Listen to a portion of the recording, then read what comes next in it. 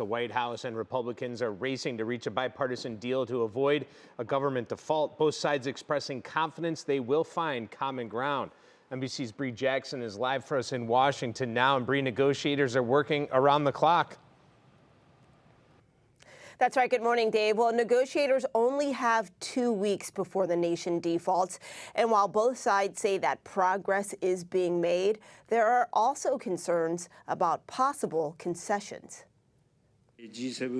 President Biden in Japan meeting with leaders of the world's largest economies as negotiators back home try to avoid an economic catastrophe. Look, we're not there. We haven't agreed to anything yet, but I see the path that we could come to an agreement.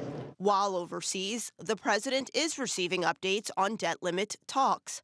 On Thursday, Vice President Harris stressed what's at stake, echoing the administration's warning that a first-ever government default could spark a recession, cause the U.S. to lose millions of jobs, and damage the country's international reputation. This does not have to be a crisis. Our position is clear and simple. Congress must act to prevent default. One major sticking point, the GOP's plan to impose stronger work requirements for social safety net programs, like food stamps and housing assistance.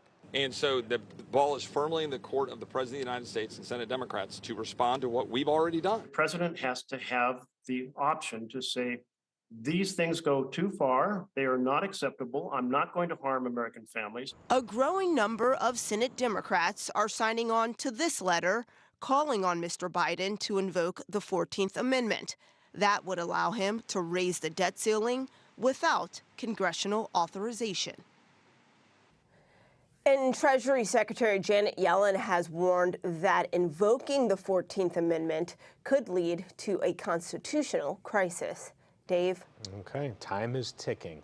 Bree Jackson, thank you from Washington.